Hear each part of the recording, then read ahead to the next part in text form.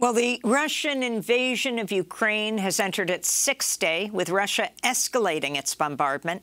Satellite images show up to a 40-mile convoy of Russian armored vehicles, tanks, and artillery heading to Kyiv, the capital of Ukraine. Earlier today, a Russian missile hit a government building in Kharkiv, causing a huge explosion in Ukraine's second-largest city. Civilian areas in Kharkiv have also been shelled. Ukrainian authorities also reported more than 70 Ukrainian soldiers have been killed in the eastern city of Okhtyrka after a Russian missile strike on a military base. On Monday, Ukraine and Russia held 5 hours of talks near the Belarus border, but no agreement was reached. The two sides are expected to meet again in the coming days. Ukrainian President Volodymyr Zelensky has called for a no-fly zone over Ukraine, but the United States and its allies have ruled out the idea, saying it could lead to a broader war. Ukraine and human rights groups have also accused Russia of targeting civilians with cluster and thermobaric bombs. Those so-called vacuum bombs are the most powerful non-nuclear explosives used in warfare. Russia has denied targeting civilians or civilian infrastructure. Meanwhile, the international criminal courts announced plans to investigate war crimes in Ukraine. At the United Nations, the General Assembly held an emergency meeting Monday to discuss the crisis. This is Ukraine's ambassador, Sergei Kislitsy. If Ukraine does not survive, international peace will not survive. If Ukraine does not survive, the United Nations will not survive. Have no illusions.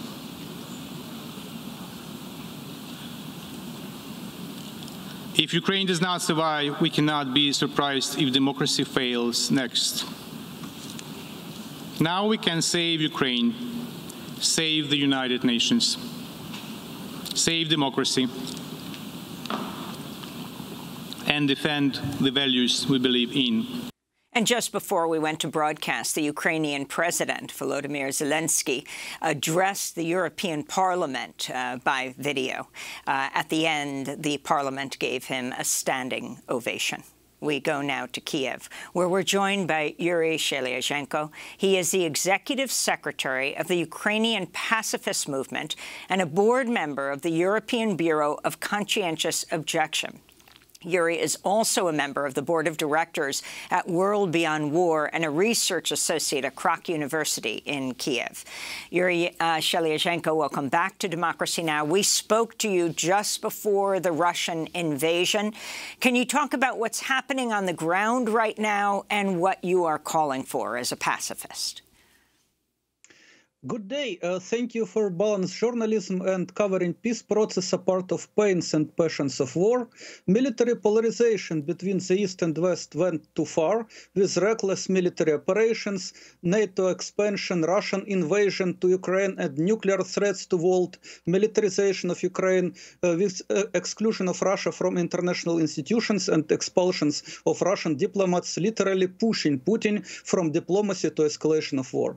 Instead of breaking the last bonds of humanity out of rage, we need more than ever to preserve and strengthen venues of communication and cooperation between all people on earth, and each individual effort of that sort has a value. And it is disappointing that support of Ukraine on the West is mainly military support, and the imposition of painful economic sanctions on Russia and reporting on conflict focuses on warfare and almost ignores non-violent resistance to war, because brave Ukrainian civilians are changing street signs and blocking streets and blocking tanks, just staying on their way without weapons, like tank men, to stop the war. For example, in Berdyansk city and Kharkivka village, people organized peace rallies and convinced Russian military to get out. Peace movement warned for years that reckless militarization will lead to war. We were right.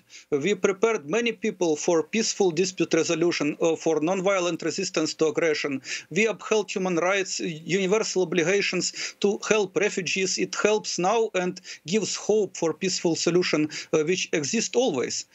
I wish to all people of us universal peace and happiness, no wars today and forever, but unfortunately, while the most of people, most of time in most of places live in peace, my beautiful city of Kyiv, capital of Ukraine, and other Ukrainian cities are targets of Russian bombardments. Just before this interview, I heard again distant sounds of explosions from windows, sirens howl many times during a day, last several days. Hundreds of people are killed, including children, because of Russian aggression. Thousands are injured, hundreds of thousands of people are displaced and seeking refuge abroad, additionally to millions internally displaced persons and refugees in Russia and in Europe.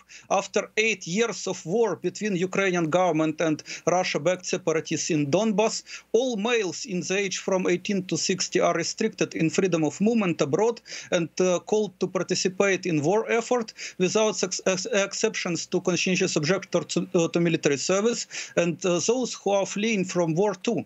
War Resisters International strongly criticized this decision of Ukrainian government to prohibit all male citizens in age 18 to 60 to leave the country and demanded a withdrawal of these decisions. I admire massive anti-war rallies in Russia, courageous peaceful citizens who non-violently oppose Putin's war machine under threats of arrest and punishment. Our friends, conscientious objection movement in Russia, also members of European Bureau for Conscientious Objection, condemns the Russian military aggression and calls on Russia to stop the war, calls all recruits to refuse military service and apply for alternative civilian service or claim exemption on medical grounds. And there are peace rallies around the world in support of peace in Ukraine. 500,000 of people in Berlin gathered to protest against war. There are anti-war actions in Italy, in France. Our friends from Gensuikuo, the Japan Council against atomic and hydrogen bombs, responded to Putin nuclear threats with protest rallies in Hiroshima and Nagasaki. I invite you to seek for recent international and United States anti-war events at the website worldbeyondwar.org to participate in the Global Day of Action to Stop the War in Ukraine on March 6 under a slogan, Russian troops out, no NATO expansion, organized by Code Pink and other peace groups. It is a shame that Russia and Ukraine up to now failed to negotiate ceasefire and failed even to agree on safe humanitarian corridors for evacuation of civilians. Negotiations between Ukraine and Russia didn't achieve a ceasefire. Putin needs neutral status of Ukraine, denazification, demilitarization of Ukraine, and approval that Crimea belongs to Russia, which is contrary to international law. And he told it to Macron, so we know these demands of Putin. Ukrainian delegation on negotiations was ready to discuss only ceasefire and Russian troops leaving Ukraine because, of course, territorial integrity matters of Ukraine. Also, Ukraine continued shelling of Donetsk while Russia bombarded Kharkiv and other cities. Basically, both parties, Ukraine and Russia, are belligerent and not willing to calm down. Putin and Zelensky should engage in peace talks seriously and in good faith as responsible politicians and representatives of the people on the basis of common public interests instead of fighting for mutually exclusive positions.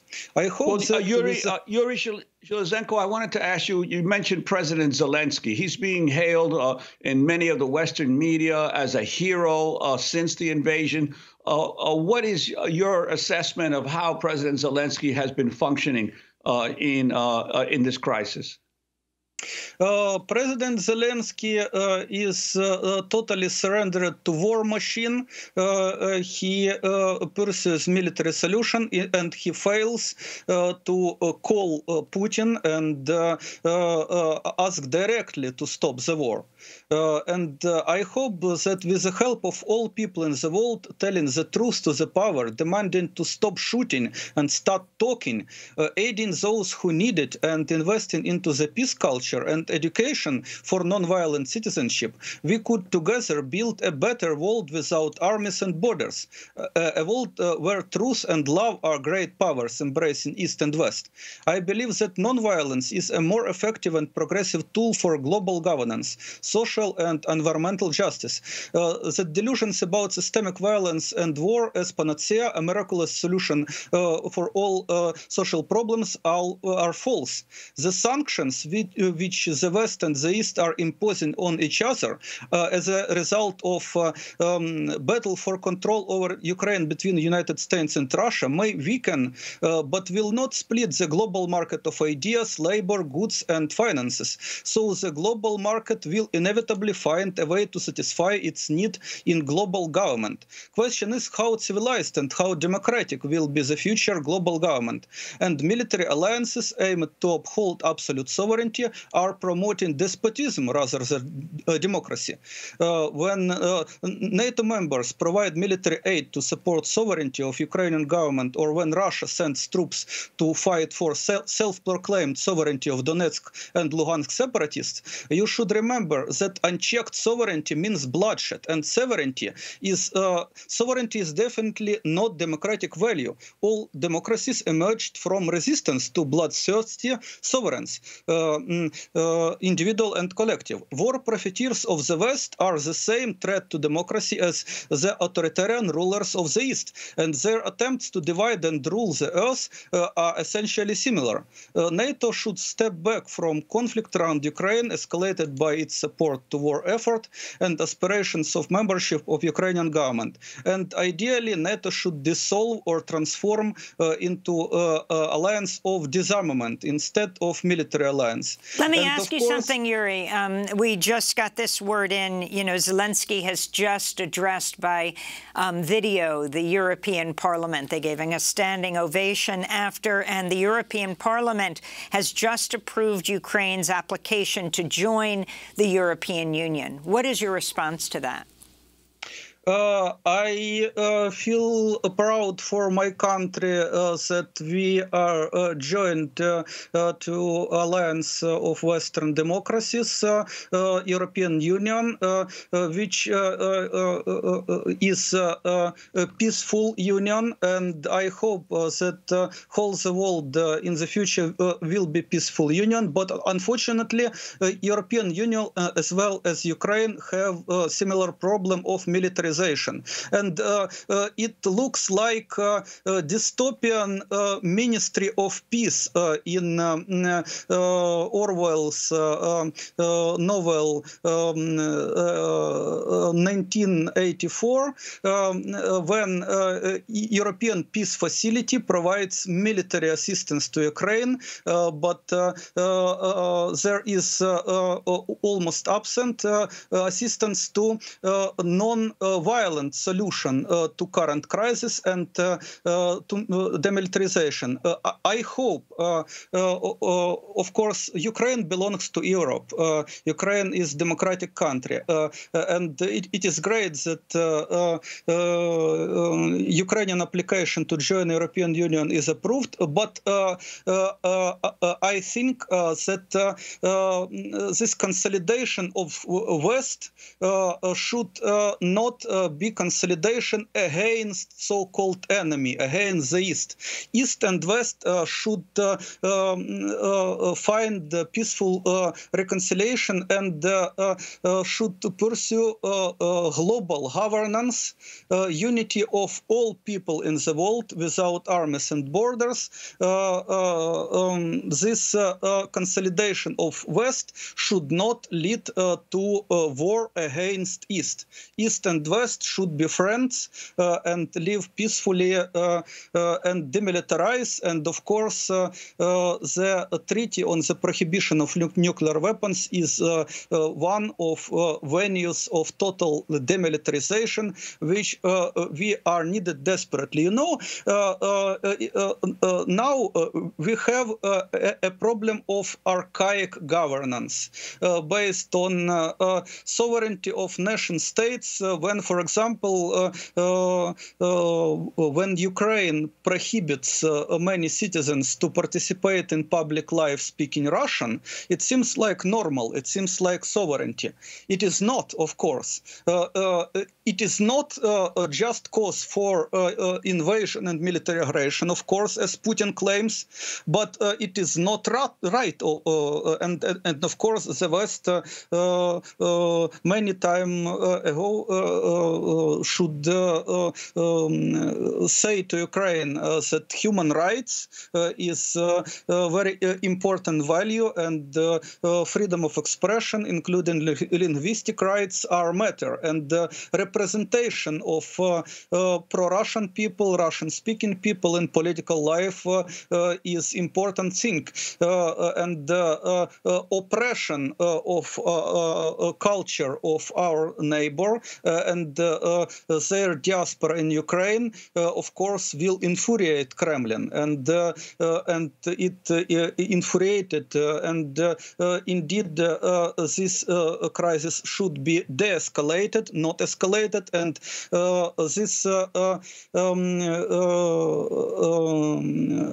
this indeed great day when Ukraine was recognized European nation should not be the prelude for opposition, military opposition between Europe and Russia, but I hope that Russia too will head out with their military forces from Ukraine, and will also join European Union and European Union and Shanghai Cooperation Organization and other regional alliances, African Union and so on, in future will be parts of united global political entity, global governance, as Immanuel Kant in his beautiful pamphlet Perpetual Peace envisaged. You know, plan of Immanuel Kant for Yurii Sheliazhenko. I wanted to ask you, in terms of the issue of de-escalating the situation and seeking to achieve peace, Ukraine has requested a no-fly zone over certain areas of Ukraine. That would obviously have to be enforced by the militaries of the European Union and the United States. What do you feel about this issue of a call for a no-fly zone over Ukraine? Well, it is continuation of this line to escalation, to engage whole West united in military aspect to oppose Russia. And Putin already responded to this with nuclear threats, because he is infuriated, because he is, of course, scared, as well as we scared today in Kyiv, and the West scared about this situation. Now we should stay calm. We should think rationally. We should unite indeed, but not unite to escalate conflict and give military response. We should unite pursuing peaceful solution of conflict, negotiations between Putin and Zelensky, presidents of Russia and Ukraine, between Biden and Putin, between the United States and Russia. Peace talks and thinks about future are the key, because people start war when they lose hopes in future, and today we need revive hopes in future. We have peace culture which are starting to develop throughout the world. And we have old archaic culture of violence, structural violence, cultural violence. And of course, the most of people are not trying to be angels or demons. They are drifting between culture of peace and culture of violence. Yurii, before we go, we just wanted to ask you, since you are in Kyiv, the military convoy is just outside of Kyiv.